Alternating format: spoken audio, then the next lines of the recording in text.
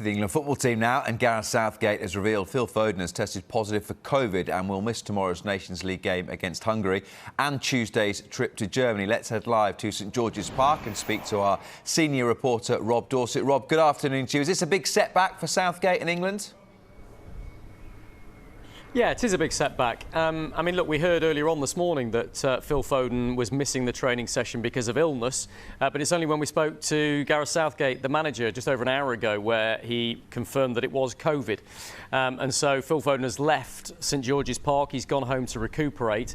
And whilst there is a hope that maybe he'll be back here in time for the home matches, remembering them play Hungary away, Germany away, and then they're home against Italy and against Hungary again. Whilst there's a hope that Phil Foden may be clear of symptoms and able to return to the camp by the time England are back in this country, it's nevertheless a really big blow because of course, a game against Germany in Munich is about as tough as it gets in international football terms, and Gareth Southgate, I'm sure, would have wanted to put his strongest possible team out for that game, of which Phil Foden would have been included for sure. And there are further selection issues for Southgate as well. Remember, Ben White, the Arsenal defender, has already left this camp, didn't actually join up because of injury problems. And we know that Marc, Guehi, and Fikayo, Tomori, two other centre-backs, joined the camp on Monday with existing injuries. They haven't trained all week. They didn't train today. So they won't take part in the game against Hungary tomorrow either, although, again, it's hoped they might be able to be involved in the latter stages of this 4-game run for England. 4 games in 11 days is pretty tough for them. But it just makes things a bit tricky, especially at centre-back, where Gareth Southgate, I'm sure, would have wanted to see Tomori and Guehi out there on the pitch, try and get some minutes under their belt and see if they are able to challenge for a place on the World Cup squad. Only 6 games for England now before they travel to Qatar for the World Cup, so time running out. So it is a blow for Gareth Southgate, but in particular Phil Foden. Have a listen to what the England manager had to say about his situation and how he hasn't given up hope that he will be able to play some part in this international break at some point in the next few days. Phil Foden, unfortunately, it's tested positive for COVID, so he's had to leave. Hopefully he'll be able to meet up when we get back from Germany. So important. That's the first we've heard of Phil Foden with the COVID diagnosis. So the timings work for him to be potentially back for the 2 home games at Wolverhampton. Yes, I mean that very much depends on symptoms and how his breathing is when he's back into training. Of course, it affects everybody differently. So I think every team in the world are getting used to dealing with this sort of situation, really. So as for tomorrow, Rob, we've got this peculiar situation where it's a game behind closed doors with 30,000 people there. How does Gareth Southgate view that?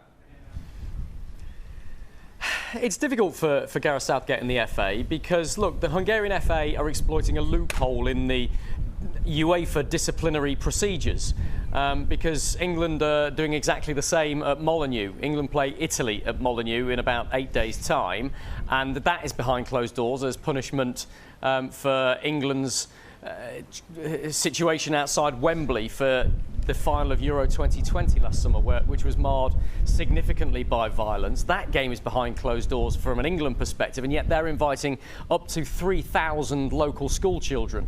You can have anybody there under the age of 14 as long as you don't charge them tickets under UEFA rules. So Hungary have done exactly the same, but they've kind of maxed it out, haven't they? I mean, we're talking more than 10 times that number that will be in the Puskás Arena tomorrow night. The latest figures I have from security officials are that there will be 36,000 supporters inside the Puskás Arena for Hungary against England tomorrow. The vast majority of those under 14, children, but 10% of them can be adults and guardians that go with those children. So that means 3,600 adults inside the stadium for the game against England. And bear in mind as well that England's players themselves were racially abused in that very arena 7 months ago. Back in September. The fact that this game is punishment for that and should be behind closed doors and yet has at least 3,600 adults in there, I think has rankled with a few. Look, it was a question we asked directly to the England manager and the England captain, Harry Kane. Here's how they both responded. The reality is that with all these things, the people that are being punished are the players and the supporters that behave themselves and not the people that cause the problem. So there's, of course, very difficult to find a way of not doing that. But it is complicated when you get into the detail of sanctions, I think. Of course, we hope that the game goes well and there's no crowd issues, no trouble. I'm sure it'd be great for the kids in that stadium to watch the game and watch their country and then watch our players play as well, some of the best players around the world. Hopefully the young people in the stadium will recognise, well, why has this opportunity happened? And the message will be because of what was unacceptable last time we played there. So in some way maybe this will be part of the education for the next generation, and I think each generation that passes there'll be more tolerance in the world, and we have the same situation in our country, so we've got to keep doing the right thing, setting the right example, and all being well, then the young people in the stadium tomorrow will enjoy the game and take a bigger message from it as well. It's a difficult one for the England manager, isn't it? Gareth Southgate is always very aware not to sound preaching when it comes to racist abuse in other countries, because he freely admits that there's still a problem with racism around football in this country.